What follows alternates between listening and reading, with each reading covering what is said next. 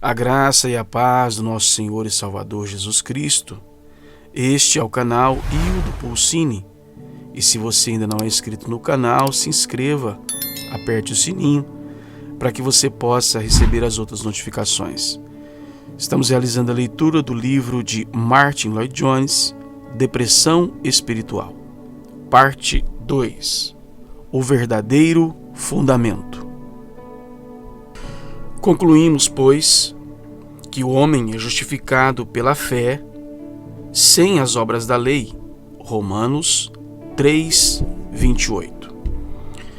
Quero examinar esta declaração à luz do texto básico do capítulo anterior. Não há dúvida que o problema conhecido como depressão espiritual é bastante comum. Estamos estudando este problema, como eu já mencionei por duas vezes principais. Primeiro, é desolador que alguém tenha que permanecer em tal condição. Mas a segunda razão é ainda mais importante e séria. É que tais pessoas são péssimas representantes da fé cristã. Ao enfrentarmos o mundo moderno com tantas as perturbações e turbulências, com suas dificuldades e tristezas, nós, que nos dizemos cristãos e professamos o nome de Cristo, devemos representar nossa fé diante dos outros de tal maneira que eles digam: aí está a solução, aí está a resposta. No mundo em que tudo perdeu o rumo, devemos nos sobressair como homens e mulheres caracterizados por uma alegria e segurança interior inabaláveis, apesar das circunstâncias e adversidades. Creio que concordarão comigo quando digo que este é um quadro que tanto o Velho como o Novo Testamento apresentam do povo de Deus. Estes homens de Deus que sobressaíram porque, quaisquer que fossem as circunstâncias e condições, eles pareciam possuir um segredo que os capacitava a viver em triunfo, sendo mais que vencedores. Portanto, é imprescindível que examinemos o problema da depressão espiritual muito de perto. Já analisamos o problema em geral, bem como algumas de suas causas principais. Vimos que a essência do tratamento, de acordo com o salmista, é que devemos nos enfrentar a nós mesmos. Em outras palavras, devemos falar com o nosso eu interior, em vez de permitir que ele fale conosco. Devemos assumir o controle de nós mesmos, falando com a nossa alma, como o salmista fez, perguntando: por que estás abatida, ó minha alma, e por que te perturbas dentro de mim? Você não tem o direito de se sentir assim. Por que está tão desanimada e abatida? Ele se enfrenta e fala consigo mesmo, discute consigo mesmo e se coloca novamente numa posição de fé. Ele se exorta a ter fé em Deus e então esta está em condições de orar a Deus. Quero examinar este método definido pelo salmista. O princípio vital é que devemos nos enfrentar e examinar a nós mesmos, e se estamos entre aqueles que parecem nunca conhecer a alegria da salvação e o gozo do Senhor, precisamos descobrir a causa. As causas podem ser muitas. Em minha opinião, a essência da sabedoria nesta questão é tratar destas causas uma por uma e examiná-las em detalhes.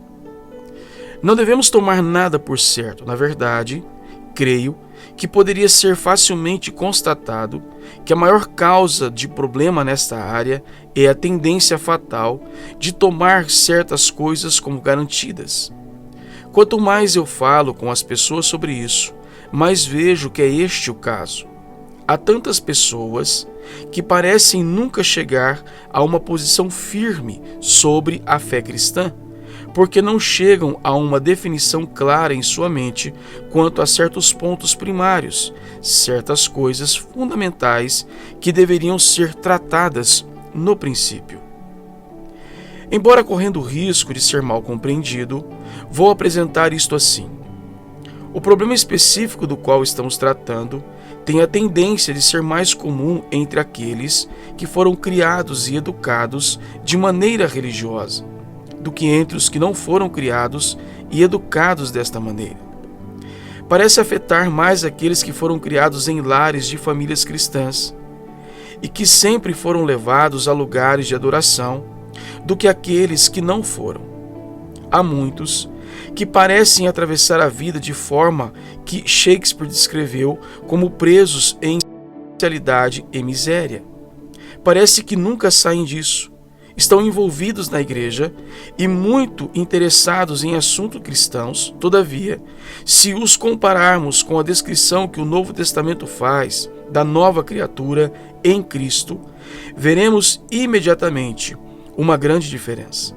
De fato, eles mesmos veem isso.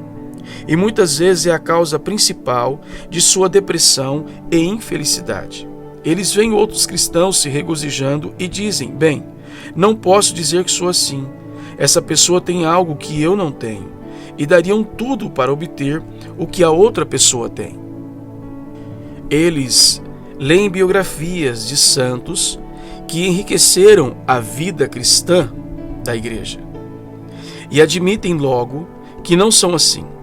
Sabem que nunca foram assim e que essas pessoas, obviamente, usufruíram de algo que eles mesmos nunca tiveram. Há um grande número de pessoas nessa situação infeliz. Para elas, a vida cristã parece ser um constante problema e estão sempre fazendo a mesma pergunta: por que não posso chegar a este nível? Por que não posso ser assim? Leem livros que oferecem princípios da vida cristã, vão a reuniões e conferências, sempre em busca deste algo que não conseguem encontrar, e ficam desanimadas. Sua alma fica abatida e inquieta dentro delas.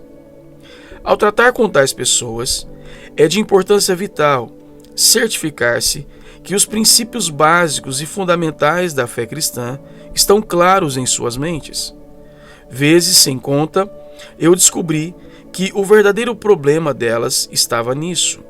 Não digo que não fossem cristãs, mas eu diria que são entre os que chamo de cristãos miseráveis, simplesmente porque não entendem o caminho da salvação e por isso todos os seus esforços, em geral, resultam em nada.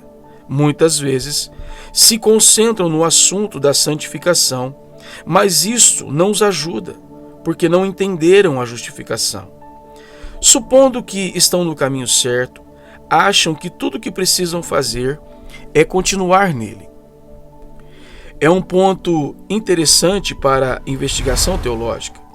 Se tais pessoas são cristãs ou não, eu, pessoalmente, diria que são. John Wesley é um exemplo clássico. Eu hesitaria em afirmar que John Wesley não era cristão antes de 1738, mas tenho certeza de que ele não havia entendido o caminho da salvação como sendo somente através da justificação pela fé até 1738. Em certo sentido, ele concordava com todos os ensinos da Bíblia, mas sem captá-los ou compreendê-los plenamente. Não tenho dúvida nenhuma que, se o tivesse interrogado, ele teria dado todas as respostas corretas, até mesmo sobre a morte do Senhor Jesus. No entanto, em sua experiência, ele não tinha uma compreensão clara da justificação pela fé. Foi somente depois de seu encontro com os irmãos moravianos, e especialmente após uma conversa com um deles chamado Peter Buller, numa viagem de Londres a Oxford, que ele verdadeiramente compreendeu essa doutrina vital. Ali estava um homem que tinha tentado encontrar felicidade em sua vida cristã através do que fazia, pregando aos prisioneiros em Oxford, renunciando à cátedra que ocupava na universidade e enfrentando os perigos de uma viagem através do Atlântico para pregar aos pagãos da América. Estava tentando alcançar a felicidade seguindo um certo padrão de vida, contudo, seu problema todo residia no fato que John Wesley nunca tinha realmente compreendido a doutrina da justificação pela fé. Ele não tinha entendido o versículo que estamos considerando. Concluímos, pois, que o homem é justificado pela fé sem as obras da lei. Parece quase impossível que um homem assim, criado num lar excepcionalmente piedoso e que passara a sua vida toda no trabalho cristão, pudesse ter uma compreensão errada a respeito de um ponto tão básico e fundamental. Mas assim foi. E eu diria que esta é a situação de um grande número de pessoas ainda hoje. Elas supõem estarem certas a respeito das coisas básicas, mas nunca entenderam sua justificação. E é exatamente aí que o diabo causa confusão. Agrada-lhe que tais pessoas estejam preocupadas com santificação e santidade e coisas assim, mas elas nunca encontrarão o caminho certo até que esclareçam este aspecto, e, portanto, é aqui que devemos começar. Não adianta tratar da estrutura se o alicerce tem falhas. Então, devemos começar por esta grande doutrina. Esta confusão é um problema antigo, num certo sentido, é a obra-prima de Satanás. Ele até nos encorajará a sermos justos enquanto puder nos confundir neste ponto. E ele está conseguindo isso. A julgar pelo fato que as pessoas na igreja hoje em dia parecem considerar como cristão aquele que faz boas obras, mesmo estando inteiramente errado sobre esta verdade básica. É um problema antigo e era o problema essencial dos judeus. É o que o Senhor Jesus estava dizendo constantemente aos fariseus e certamente era o maior argumento que o apóstolo Paulo tinha contra os judeus. Eles estavam completamente errados quanto a toda a questão da lei. E o maior problema era mostrar-lhes o ponto de vista certo sobre isso. Os judeus criam que Deus dera a lei ao homem para que ele pudesse se salvar observando-a. Diziam que tudo o que alguém precisava fazer era observar a lei e que poderia alcançar a justificação mediante isto.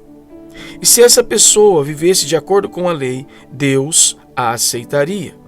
E ele se agradaria dela. E pensavam que podiam fazer isso porque nunca tinham entendido a lei.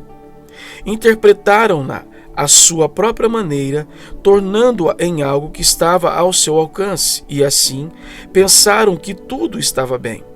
Este é o quadro que os evangelhos e todo o Novo Testamento dão a respeito dos fariseus. Era o problema dos judeus e ainda é o problema de muita gente hoje. Precisamos entender que há certas coisas que devem estar bem claras em nossa mente antes de podermos realmente ter paz e usufruir as bênçãos da nossa vida cristã. Este ponto preliminar pode ser esclarecido através de uma exposição geral do 3º capítulo da carta aos Romanos. Na verdade, os primeiros 4 capítulos desta grande epístola são dedicados a esse tema. A verdade principal que Paulo estava ansioso por esclarecer era a mensagem da justiça de Deus, que é pela fé em Jesus Cristo. Ele já tinha declarado em Romanos 1, 16 e 17, porque não me envergonho do evangelho de Cristo, pois é o poder de Deus para a salvação de todo aquele que crê, primeiro do judeu e também do grego. Porque nele se descobre a justiça de Deus de fé em fé, como está escrito, mas o justo viverá pela fé. Mas então surge a pergunta, por que nem todos criam nisso? Por que essa mensagem não foi aceita automaticamente por todos que a ouviram como a melhor notícia já anunciada ao mundo? A resposta é que eles não creram, porque não viram a necessidade disto. Tinham um conceito errado da justiça. A justiça de que Paulo fala significa um relacionamento correto com Deus. Não existe felicidade, não existe paz nem regozijo à parte de um relacionamento correto com Deus. E com isso, todos concordam, tanto o cristão miserável como o cristão seguro. Mas a diferença entre um e outro é que o cristão miserável tem um conceito errado sobre como alcançar a justiça de Deus. Esse também foi o problema dos judeus. Eles, como eu já disse, declaravam que a justiça é alcançada através de uma conformação e observância da lei, como eles a entendiam. Mas eles tinham um conceito completamente errado da observância da lei. Eles a perverteram de tal forma que o próprio meio que Deus lhes deu para esclarecer o caminho da salvação tornou-se, nas mãos deles, o maior obstáculo a essa salvação. Qual, então, é o ensino? Há certos princípios bastante simples que precisam entender antes que possamos realmente usufruir dessa salvação cristã. O primeiro é a convicção de pecado. Precisamos ter uma visão clara da nossa pecaminosidade. Aqui, vou seguir o método do apóstolo Paulo, levantando uma objeção imaginária.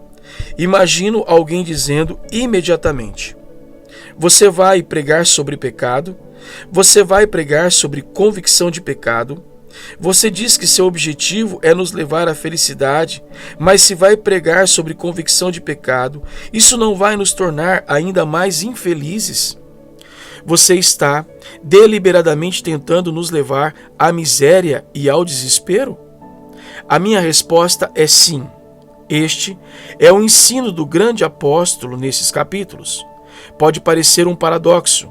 O termo realmente não importa.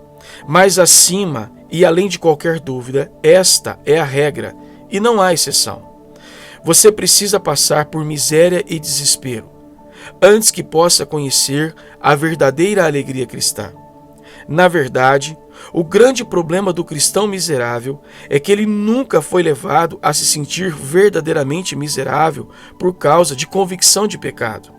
Ele ignorou a preliminar essencial, a alegria, presumindo algo que não tem o direito de presumir. Deixe-me colocar isso num contexto bíblico. Lembrem-se do velho Simeão segurando o Senhor Jesus Cristo, ainda bebê em seus braços.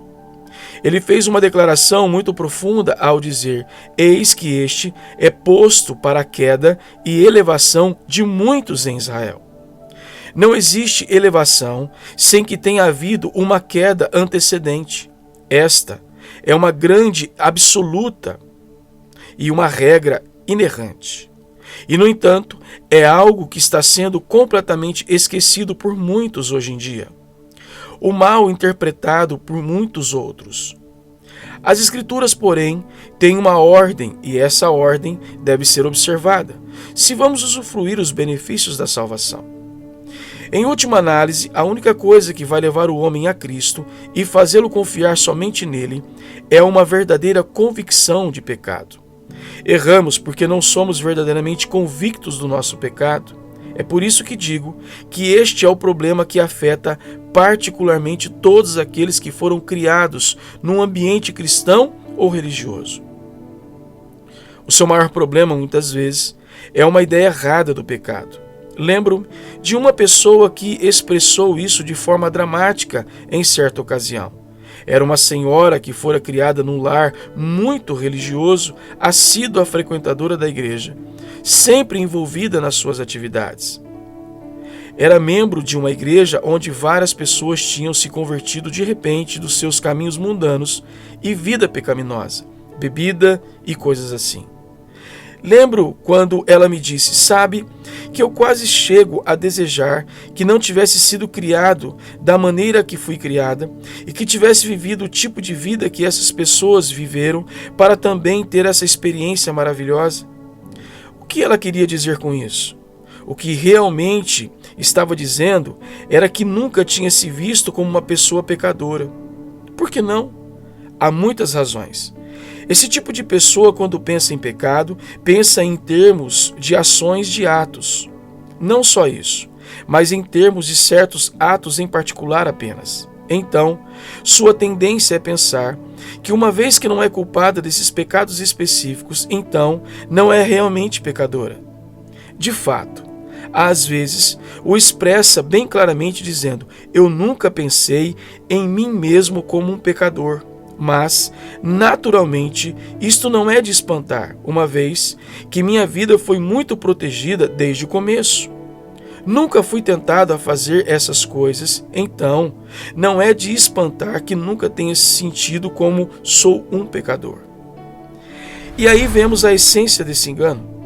Essas pessoas pensam em termos de ações, certos atos em particular, e em termos de comparação com outras pessoas e suas experiências assim por diante. Por essa razão, nunca tiveram uma convicção real de pecado. Por isso, nunca viram claramente sua absoluta necessidade do Senhor Jesus Cristo. Ouviram pregar que Cristo morreu por nossos pecados e dizem crer nisto, mas nunca chegaram a realmente conhecer a sua absoluta necessidade pessoal disso. Como podem, então, tais pessoas chegar à convicção de pecado? Esse é o assunto de Paulo neste capítulo 3 da Epístola aos Romanos. Ele realmente tratou disso através do segundo capítulo também. E esta é a sua grande tese. Não há um justo, nenhum sequer, porque todos pecaram e destituídos estão da glória de Deus. Quem são estes todos? Ele deixa claro, tanto judeus como gentios. Os judeus, é óbvio, concordaria que os gentios eram pecadores fora da aliança, transgressores contra Deus. Mas esperem um pouco. Paulo diz, vocês também são pecadores. A razão, porque os judeus odiavam Cristo e o crucificaram.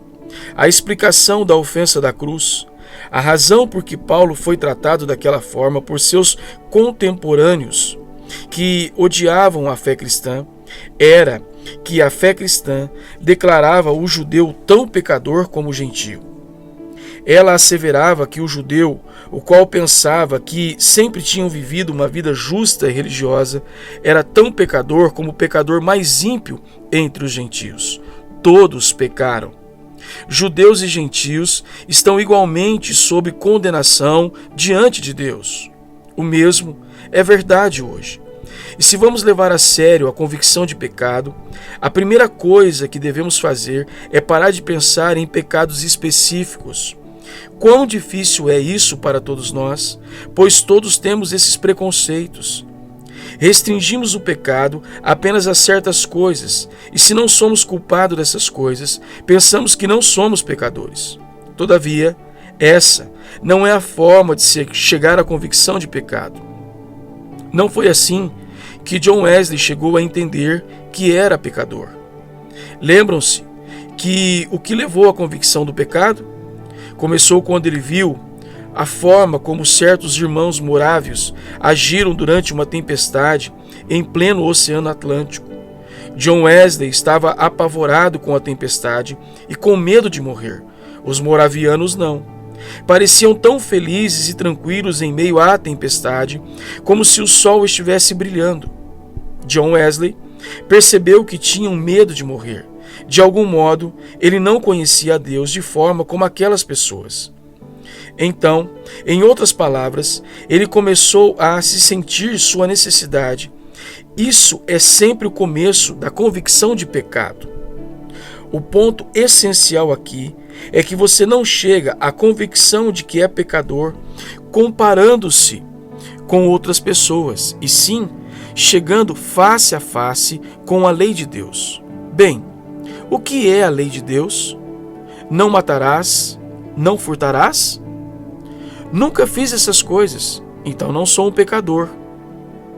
Meu amigo, isso é apenas parte da lei de Deus. Você gostaria de saber o que é a lei de Deus? Aqui está. Amarás, pois, ao Senhor teu Deus, de todo o teu coração, de toda a tua alma, de todo o teu entendimento e de todas as tuas forças. Este é o primeiro mandamento. E o segundo, semelhante a este, é: amarás o teu próximo como a ti mesmo. Marcos 12, 30 e 31. Esqueça tudo sobre bêbados e outros assim.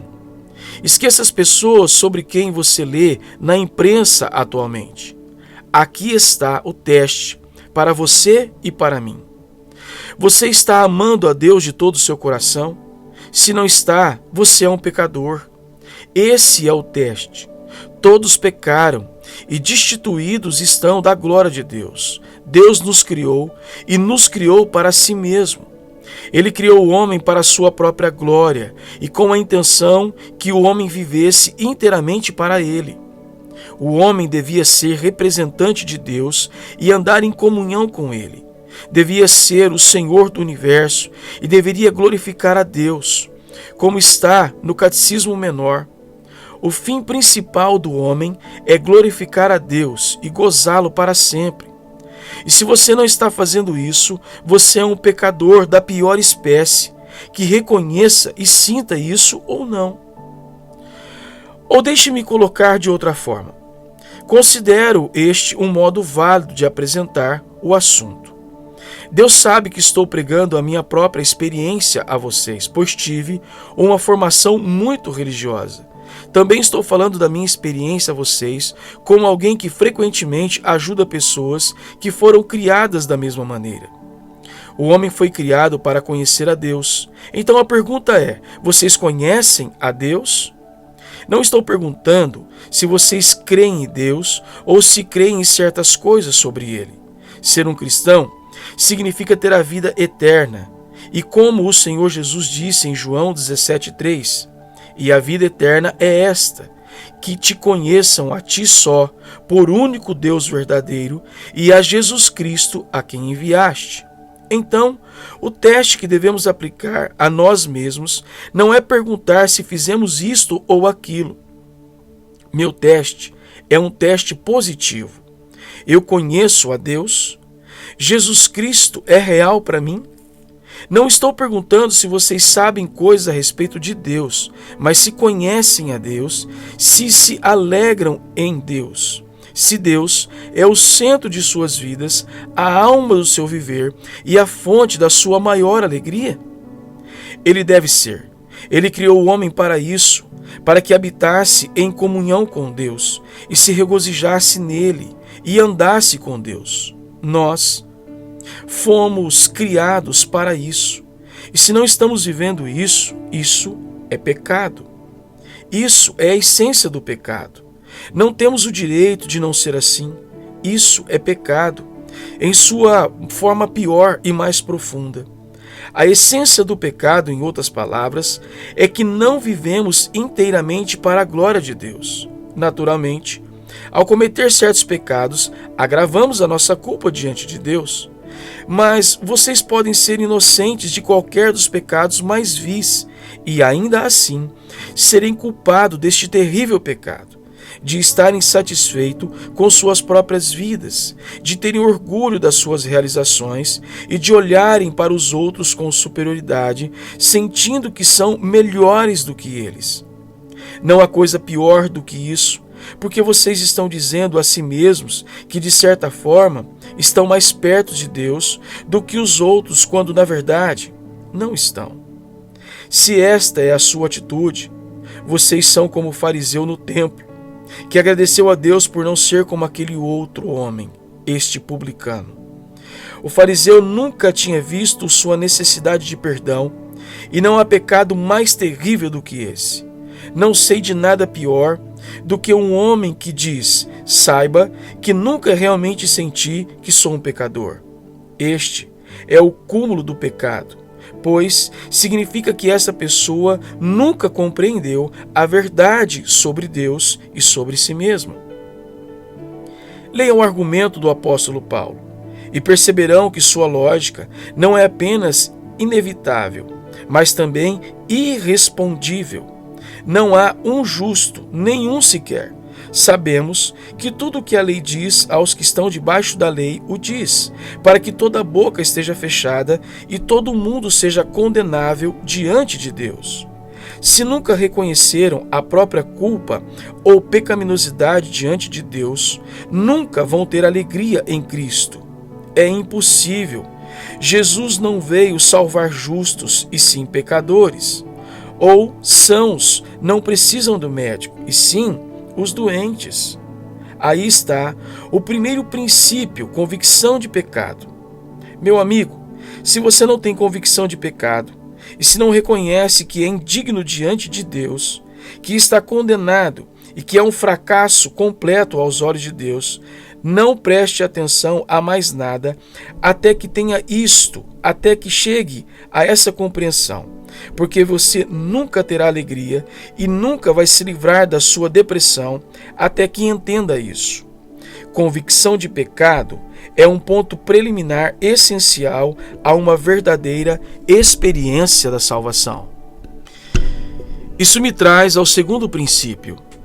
A segunda coisa que precisamos entender é o caminho da salvação de Deus em Cristo. Esta é a grande boa nova. Isto é o que estou pregando. Paulo diz aos romanos, essa justiça de Deus que está em Jesus Cristo, sua justiça. Do que ele está falando? Podemos colocá-la em forma de pergunta. Como você vê Jesus Cristo? Por que ele veio a este mundo? O que Deus fez em Cristo? Foi ele apenas um exemplo ou algo assim? Não vou perder tempo demonstrando a futilidade dessas suposições. Não. Isto é algo positivo. Essa justiça de Deus em Jesus Cristo. A salvação está inteiramente em Cristo. E se você não está voltado exclusivamente para Cristo, tudo o mais tendo fracassado, você não é um cristão. E não é admirar que não seja feliz.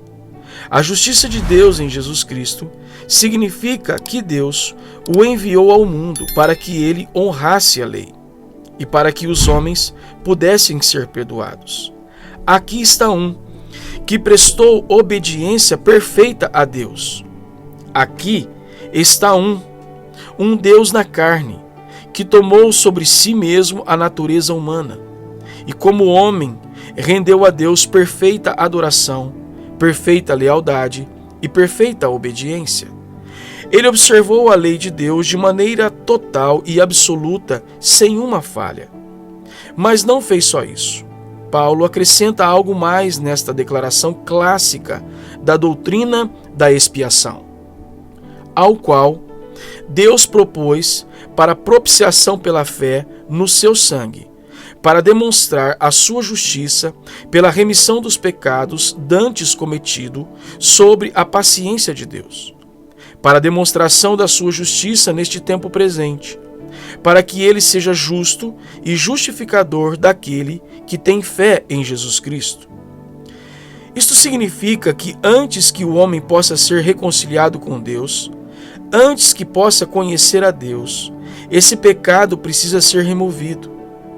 Deus disse que ele iria punir o pecado, e o castigo do pecado é a morte, como também separação de Deus. Isso precisa ser resolvido. E o que aconteceu? Bem, diz Paulo, Deus o enviou como propiciação. Este foi o meio que Deus empregou.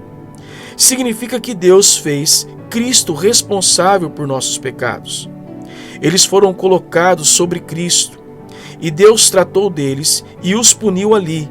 E uma vez que ele puniu os nossos pecados em Cristo, em seu corpo sobre a cruz, ele pôde nos perdoar com justiça. Como vemos, esta é uma doutrina profunda. É uma declaração arriscada do apóstolo. Mas isso precisa ser dito, e vou repetir. Deus, sendo justo, santo e eterno, não podia perdoar o pecado do homem sem castigá-lo. Ele disse que iria puni-lo, então ele precisava puni-lo. E bendito seja o seu nome, ele o puniu. Ele é justo, portanto, é o justificador daquele que crê em Jesus. O pecado foi punido, por isso Deus, que é justo e santo, pode perdoar o pecado. Como então isso funciona? Desta maneira, Deus aceita essa justiça de Cristo, essa justiça perfeita face a face com a lei, que ele honrou em todos os aspectos. Ele aguardou e obedeceu e levou o castigo. A lei foi totalmente satisfeita. Este é o caminho da salvação de Deus, diz Paulo. Ele nos dá a justiça de Cristo. Se vemos a nossa necessidade e vamos a Deus e a confessamos, ele nos dá a justiça do seu próprio Filho. ele imputa a justiça de Cristo a nós que cremos nele, e nos considera justo, e nos declara justos nele. Esse é o caminho da salvação, o caminho cristão de salvação, o caminho de salvação através da justificação pela fé, e se resume nisto, que eu não vejo, nem creio, nem olho para nada e ninguém, a não ser o Senhor Jesus Cristo. Gosto da maneira como Paulo o expressa. Ele pergunta: onde está logo a jactância? É excluída por qual lei? Das obras? Não, mas pela lei da fé. Os judeus tolos, diz Paulo, vocês se gabam do fato que são circuncidados e que têm os oráculos de Deus e que são o povo de Deus. Precisam parar com isso. Vocês não podem descansar no fato de que têm esta tradição e que são filhos de Israel. Não há jactância. Precisam se basear exclusivamente no Senhor Jesus Cristo e sua obra perfeita. O judeu não é superior ao gentil nesse aspecto, porque todos pecaram e destituídos estão da glória de Deus. Olhamos para Cristo e para Cristo somente, e não para nós mesmos em nenhum aspecto que seja. Para tornar isso bem prático, quero dizer que há um meio muito simples de alguém se testar a si mesmo, para se realmente crer nisso. Nós nos revelamos por nossas palavras. O Senhor mesmo disse que seríamos justificados por nossas palavras, e como é verdade. Eu já tive que abordar este ponto com muitas pessoas, explicando o caminho da justificação pela fé, mostrando como é tudo em Cristo e que Deus nos confere a justiça dele. E depois de explicar tudo, eu digo: vocês entenderam isso? Vocês creem nisso? E a resposta é sim. Então eu digo: então, estão prontos para dizer que são cristãos? E eles hesitam. E eu sei então que não entenderam, e pergunto: o que houve? Por que estão hesitando? E cada um responde: eu não sinto que sou bastante bom. E eu percebo que não entenderam nada. Ainda estão pensando em termos de si mesmos. Sua ideia ainda é que precisam ser bons para serem cristãos. Precisam ser bons para serem aceitos por Cristo. Eles têm que fazê-lo. Não sou bastante bom. Parece muito humilde, mas é uma mentira do diabo e uma negação da fé. Amigo, você acha que está sendo humilde, mas nunca será suficientemente bom. Ninguém jamais foi bastantemente bom. A essência da salvação cristã é dizer que Ele é suficientemente bom e eu estou nele. Enquanto você continuar pensando em si mesmo, dizendo: assim, eu gostaria, mas não sou bom o suficiente, sou um pecador, um grande pecador, você está negando a Deus e nunca vai ser feliz. Vai continuar se sentindo abatido e perturbado em sua alma. Você vai pensar em certas ocasiões que está melhorando para logo descobrir que não é tão bom quanto pensava. Ao ler as biografias dos santos, você percebe que é um fracasso. Daí fica perguntando: o que posso fazer? Continuo sentindo que não sou tão bom quanto deveria ser. Esqueça-se. Esqueça tudo a respeito de si mesmo. É claro que você não é bom o suficiente e nunca será. O caminho cristão da salvação lhe diz isto, que não importa o que você foi ou o que você fez. Como posso explicar isto com clareza? Tento comunicá-lo do púlpito de todo domingo, pois creio que é a coisa que está privando muitas pessoas do gozo do Senhor. Não importa que você tenha ido quase às profundezas do inferno, ou se é culpado de homicídio ou qualquer outro pecado vil, não importa quando se trata de justificação perante Deus. Você não é mais perdido do que a pessoa mais respeitável e correta do mundo. Você acredita nisso? Há outro meio de se testar a si mesmo. Você crê que, com referência à salvação, e justificação diante de Deus, todas as nossas habituais distinções são demolidas de uma vez, e que o que determina que somos pecadores ou não, não é o que fizemos, e sim nosso relacionamento com Deus? Eu digo, portanto, que este é o teste, que você reconhece prontamente e declare com firmeza que está olhando para Cristo, e Cristo somente, e nada e ninguém mais. E que deixe de levar em consideração certos pecados e certas pessoas.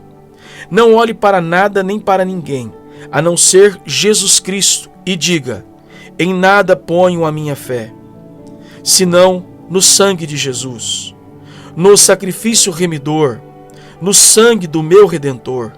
A minha fé e o meu amor estão firmados no Senhor. E você precisa crer de tal forma que possa ir além, declarando com santa convicção: seu juramento é muito leal, abriga-me no temporal, ao vir cercar-me a tentação, és Cristo a minha salvação. Você gostaria de se livrar dessa depressão espiritual? A primeira coisa que precisa fazer é dizer adeus de uma vez por todas ao seu passado. Compreenda que ele foi coberto e apagado em Cristo. Nunca mais olhe para trás para os seus pecados. Diga: está consumado. Eles foram cobertos pelo sangue de Cristo. Este é o primeiro passo. Tome-o e acabe com toda essa conversa sobre ser bom e olhe para o Senhor Jesus Cristo. Somente então é que verdadeira felicidade e alegria poderão ser suas. Você não precisa decidir viver uma vida melhor, ou começar a jejuar, se esforçar e orar. Não, diga apenas: descanso a minha fé naquele que morreu para expiar minhas transgressões. Dê o primeiro passo e descobrirá que imediatamente vai começar a experimentar uma alegria e uma liberdade que nunca conheceu antes em sua vida. Concluímos, pois, que o homem é justificado pela fé, sem as obras da lei. Bendito seja o nome de Deus por uma salvação tão maravilhosa para pecadores desesperados. Graças a Deus por essa leitura maravilhosa do Dr. Martyn Lloyd-Jones no livro Depressão Espiritual. Concluímos aqui a parte número 2. Este é o canal Hildo Pulcini.